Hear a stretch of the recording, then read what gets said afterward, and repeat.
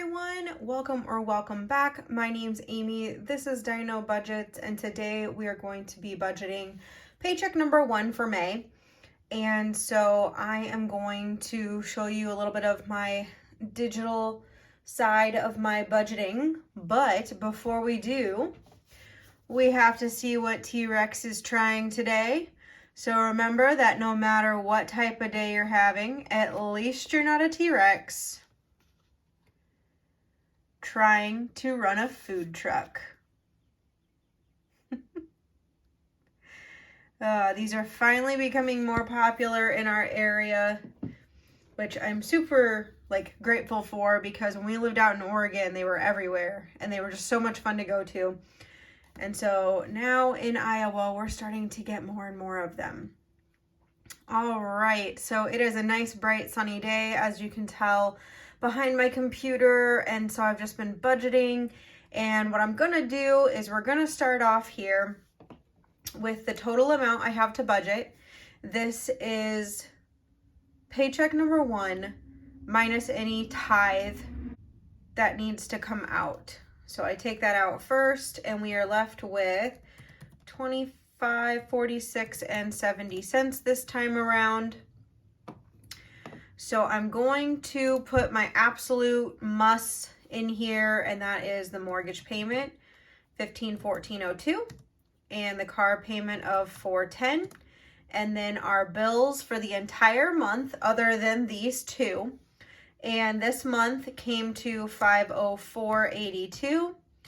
And I do have a whole nother spreadsheet where I have an entire year laid out, and I just kind of copy and paste my bills every month, and then it gives me a grand total for each month.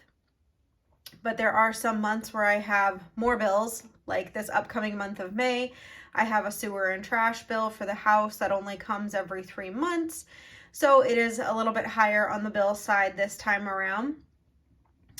And so then I can kind of make those adjustments in my budget as they're coming, and I can kind of foresee them, thanks to having another spreadsheet for that.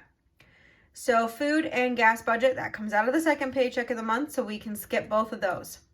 So now if I come over here, and I am not getting my totals because for some reason they left me here. So let's go ahead and C4 to C13 on this.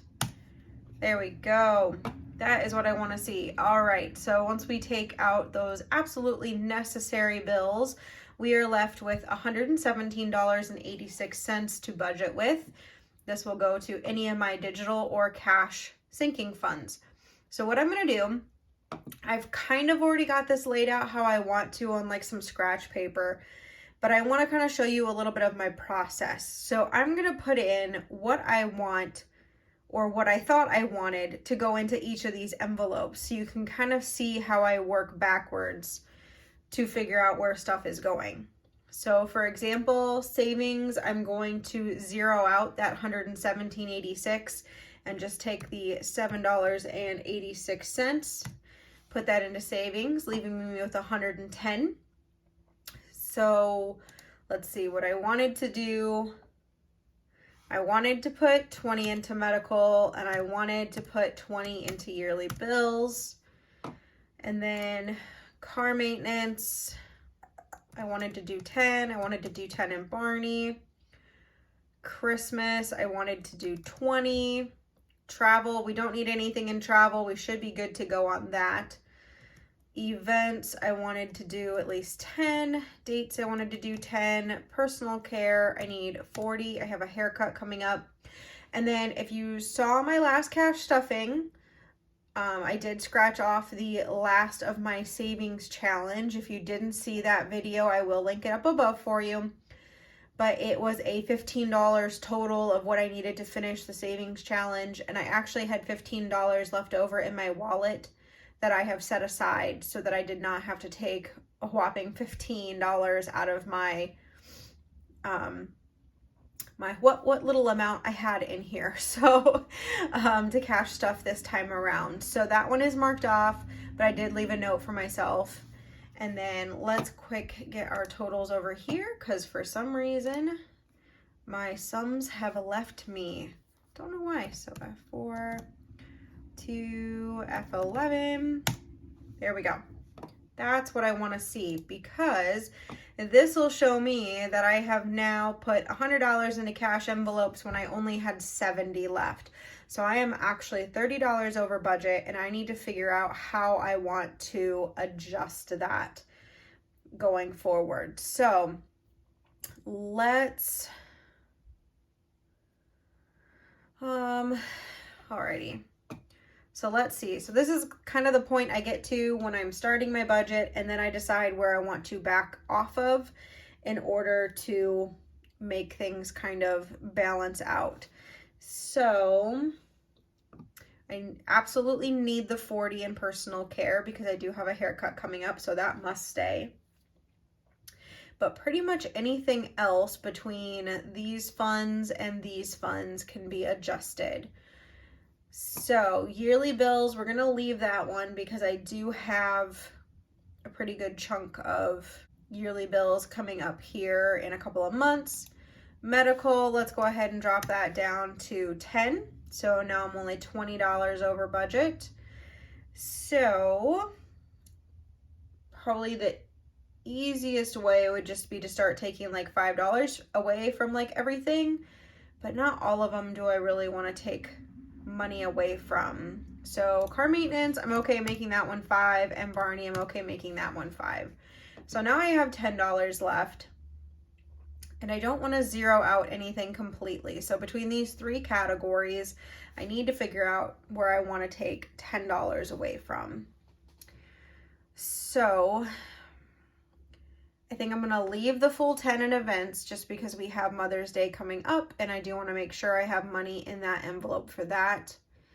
With Christmas being a little ways away, I think we can take maybe 5 away and just do the 15.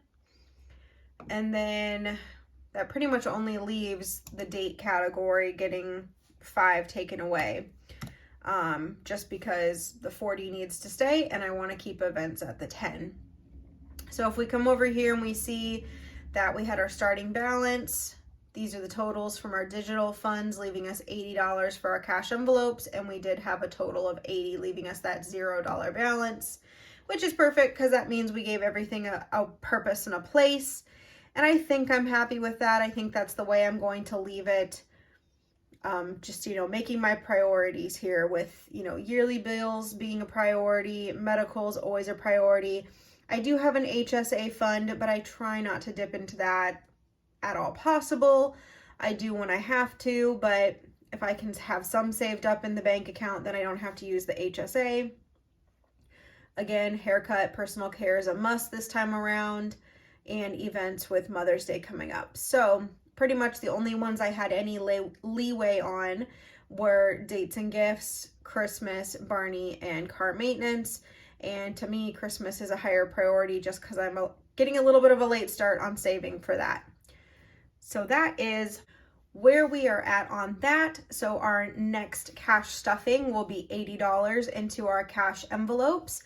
And I'm happy with that because honestly, the first paycheck of the month is usually a much, much tighter paycheck to where I wouldn't even have that much left to be able to cash stuff with. So that means there was a little bit of extra overtime on the paycheck, which is awesome. And that's pretty much it, guys. So I kind of just, wanted to give you that overview of kind of how I use my thought process. Hopefully that helps you a little bit with your budget. And I hope your budgets are going well. Leave me a comment. We can chat about it. And if you don't want to miss the cash stuffing or any other upcoming videos, don't forget to hit the like and subscribe and that notification bell. I appreciate you all. You guys are awesome. I hope you have an amazing day and a great budget. Bye.